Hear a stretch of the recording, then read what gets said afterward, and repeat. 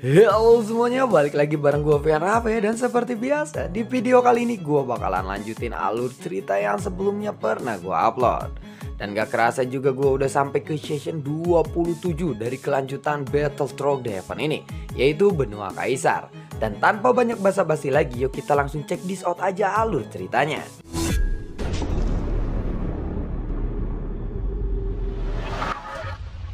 Di episode sebelumnya, Xian yang telah tiba di hutan belantara abadi dan mengetahui fakta tentang Yonghe ini adalah sebuah klon dari Zhu Hao. Permaisuri lalu berkata kepada Xian, di antara kalian memiliki satu kesamaan, yaitu kekuatan tubuh aslinya tidak dapat ditingkatkan dan kekuatan klonnya lebih kuat daripada kekuatan tubuh aslinya. Tampaknya masih sangat sedikit orang yang mengetahui bahwa dia memiliki klon. Apakah dia tidak tahu bahwa Permaisuri mengetahui identitasnya selama ini? Hanya dari saya. Mungkin saja dia tahu, tetapi dia terlihat begitu percaya diri. Namun sayangnya juga dia memiliki 3 klon. Dan aku yakin bahwa yang tadi itu adalah salah satunya. Xian pun sedikit terkejut mendengar itu. Meskipun Permaisuri baru saja pulih dari kematiannya, Istana Dewa Berburu terlihat begitu panik dan langsung bergerak untuk memburu Permaisuri ini. Hal ini menjadi bukti bahwa kekuatan yang dimiliki oleh Permaisuri memang sangatlah kuat. Sehingga Istana Dewa Berburu sendiri sangat cemas setelah mendengar bahwa Permaisuri telah pulih. Tampaknya juga tujuan mereka adalah mencegah Supreme untuk datang ke alam Suanyin ini. Namun tetapi Istana Dewa Berburu tampaknya juga tidak tahu bahwa Supreme tidak akan pernah datang. Namun hanya reinkarnasinya saja yang datang. Tetapi kekuatan Xian saat ini jauhlah terlalu lemah. Tunggu dulu, apakah dia benar-benar memiliki 3 klon? Kalau begitu, aku tidak memiliki kualifikasi untuk bisa bertarung dengannya, ucap dari Xian. Kekuatan Zhu Hao sendiri jauh lebih kuat daripada Xian saat ini. Meskipun Xian juga memiliki 3 klon, pada saat ini dia masih belum cukup untuk bisa melawan Zhu Hao. Lagi pula, Zhu Hao juga memiliki Istana Dewa Berburu yang mendukungnya. Dengan sumber daya yang dia miliki saat ini, sudah dapat dipastikan bahwa ketiga klonnya ini pasti memiliki kekuatan yang sangat luar biasa. Dengan pertarungan singkat tadi dengan Yonghe, serangan Xian saja tidak dapat menyebabkan kerusakan sedikit pun kepadanya. Dan bahkan dia bisa menahannya dengan sangatlah mudah. Yonghe hanya terlihat lemah saja. Dia berpura-pura sangatlah lemah agar Xian tidak mengetahui identitas aslinya. Hei, kamu tidak perlu khawatir seperti itu. 3 klon itu hanyalah masalah kecil bagiku, ucap dari sang permaisuri yang melihat Xian ini sedang melamun. Pada saat ini, Xian merasa dia sangatlah diperhatikan oleh permaisuri di alam Suanyin ini. Bukan hanya itu, namun permaisuri di kuil kuno juga sangat menyayanginya, walaupun mereka berdua adalah istri dari Supreme. Dan mereka berdua sangatlah baik kepada Xian ini. Bahkan Xian sampai dikasih mantap-mantap sama kedua permaisuri itu. Ada sesuatu yang aneh bagiku. Kamu sangatlah terkenal di sini. Namun mengapa di dalam perjalanan di kota Palantine, kenapa tidak ada orang yang mengenalmu sama sekali? Tanya dari saya. Pertanyaan ini telah lama melekat di benak saya. Dan saat ini dia sudah tidak bisa membendungnya lagi. Aku telah tertidur selama puluhan ribu tahun. Dulu aku mungkin telah menjadi orang yang paling terkenal di alam Suanyin ini. Akan tetapi waktu telah merubahku. Dan banyak hal yang telah berubah. Jadi tidak banyak orang yang mengenalku di era saat ini, jawab dari sang permaisuri. Tetapi bukankah kebanyakan orang di kota Valentine itu adalah deretan petarung-petarung immortality? Dan semuanya adalah bawahanmu, termasuk orang-orang yang berada di rumah lelang itu, tanya dari saya. Sang permaisuri mendengar ini dia langsung menutup wajahnya sambil tersenyum. Sepertinya kamu benar-benar pintar. Sudahlah, kamu jangan khawatir. Yang kita hadapi hanyalah Istana Dewa Berburu saja. Tidak ada yang perlu kita takuti.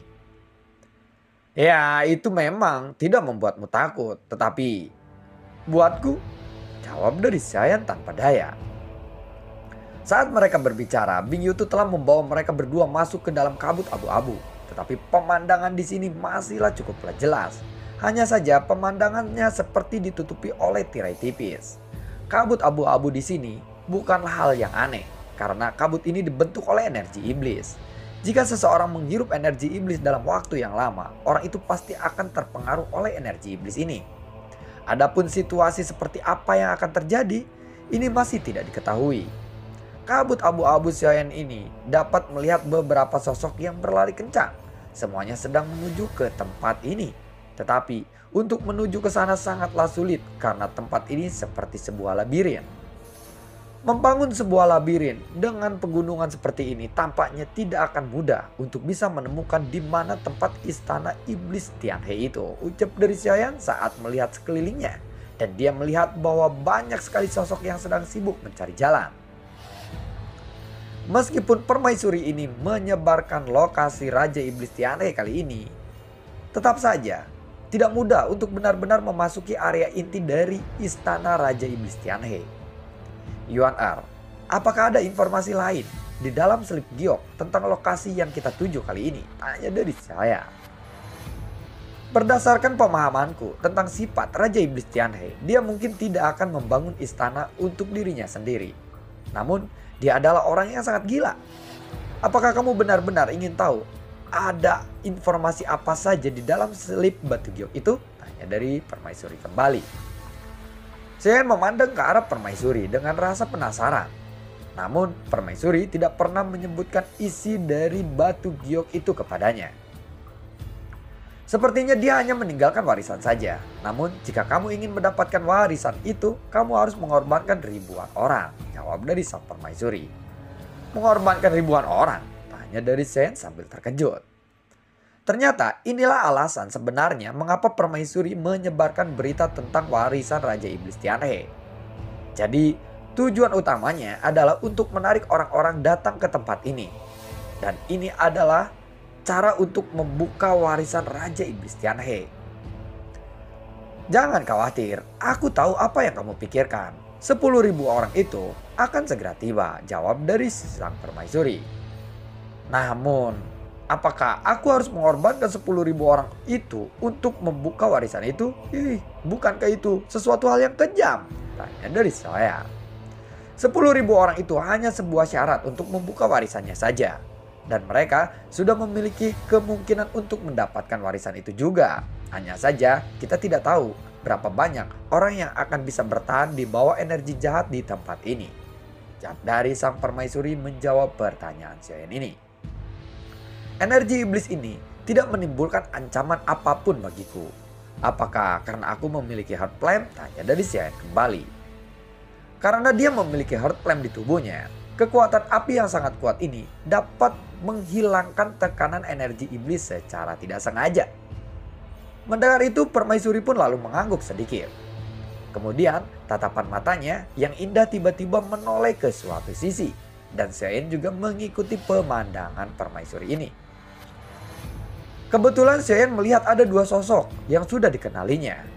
Mengapa orang-orang dari dunia Taisu ini datang juga ke tempat ini? Tanya dari Xiaoyan lagi. Tatapan matanya tertuju kepada dua orang di kejauhan.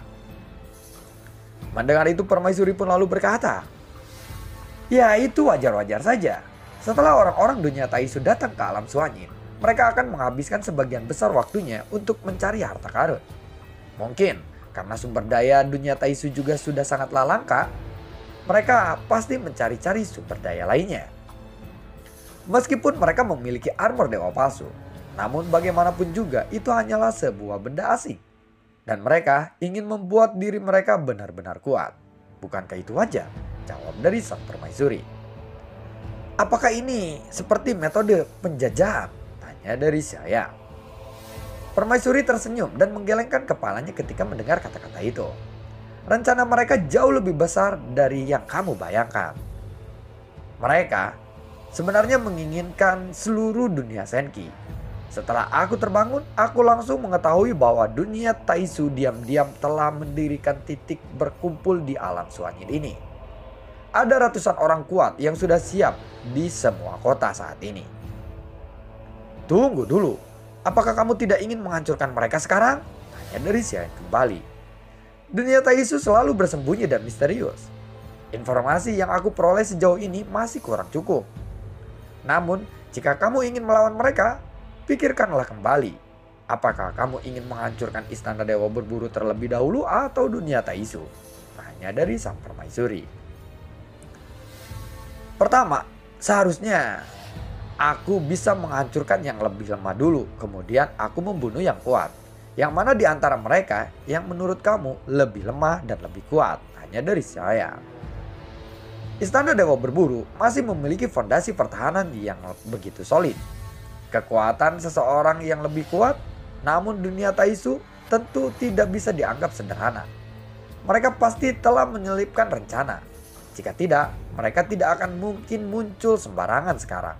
Jadi masih sulit untuk mengatakan mana yang lebih kuat di antara keduanya, jawab dari sang permaisuri.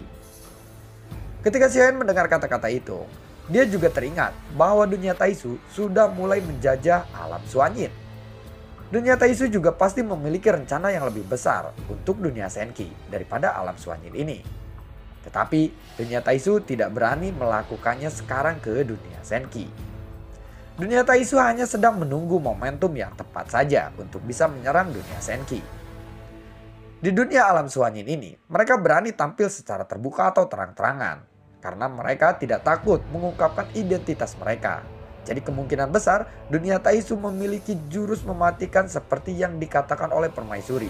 Jika tidak, mereka tidak akan sepercaya diri itu untuk bisa memunculkannya.